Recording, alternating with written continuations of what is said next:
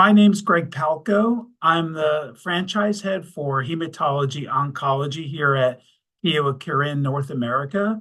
I've been in the organization almost 5 years now, and it's been a wonderful organization with a strong focus on rare diseases, including cutaneous T-cell lymphoma. Cutaneous T-cell lymphoma is a very interesting cancer. It is a rare disease.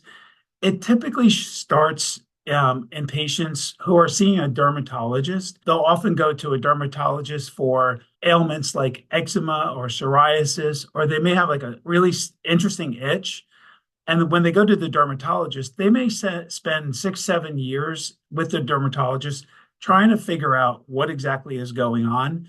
As I said, they'll be treated with ointments and creams. They may be misdiagnosed, but it's very frustrating for patients.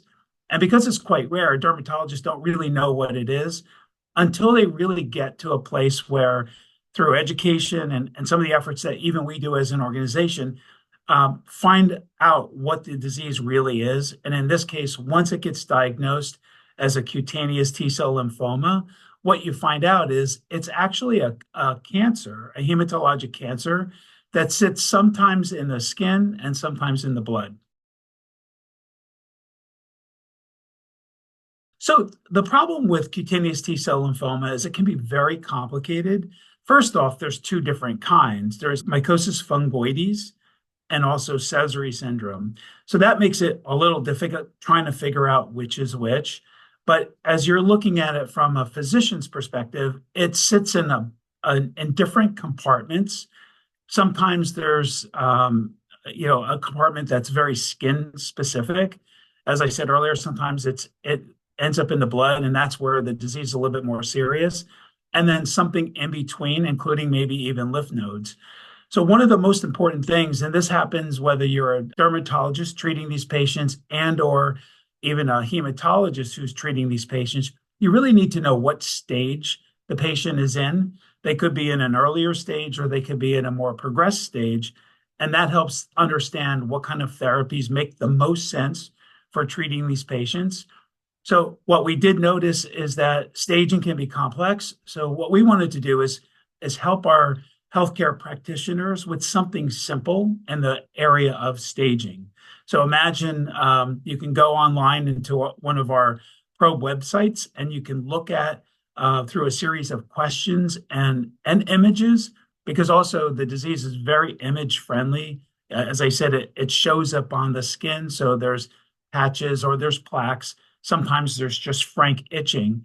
So it helps the physician really narrow down where the patient is in their stage, and then, prepare a treatment protocol for how they will be going next. As I said earlier, patients often start in the dermatologist's office. So the dermatologist is really the front line in terms of seeing and potentially diagnosing the patient. But when the patient progresses to needing systemic therapy, they end up being referred to the hematology oncology office, which is maybe near down the road, et cetera. So both physicians need to be better educated at diagnosis and staging, so it could be really used by either. I think in the dermatologist side, it's usually to identify that the patient's progressing to more serious disease and can be referred to the hematologist. On the hematologist side, it's really to narrow down what's the next best therapy that their patients would probably likely benefit from. So we have a website called PROBEinCTCL. It's designed to be an educational tool for our healthcare practitioners. There's quite a bit of content, educational content on the tool. So they can simply enter into the tool, and there is where the staging tool resides.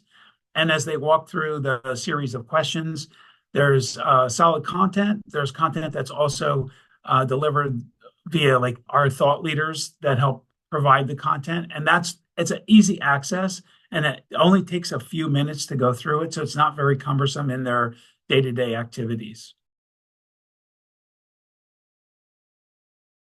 So one of the most important things about better staging and diagnosing this disease, cutaneous T-cell lymphoma, It often resides in different places in your, we call it compartments.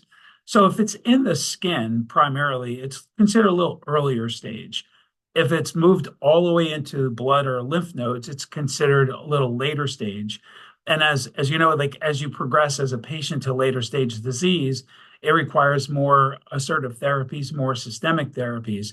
So it's very important. But we do have a lot of evidence that treating a patient along their journey, whether it's at the early stage or the late stage, does seem to provide a better outcome for our patients. Our organization has been a partner with the community in cutaneous T-cell lymphoma, mycosis fungoides, and Sézary syndrome for quite a long time. Poteligeo was launched back in 2018, and we remain committed to not only our patients who have CTCL, but any patient that's afflicted with rare diseases, especially rare diseases within the hematology oncology space. We pride ourselves to be that strong partner and a partner for years to come.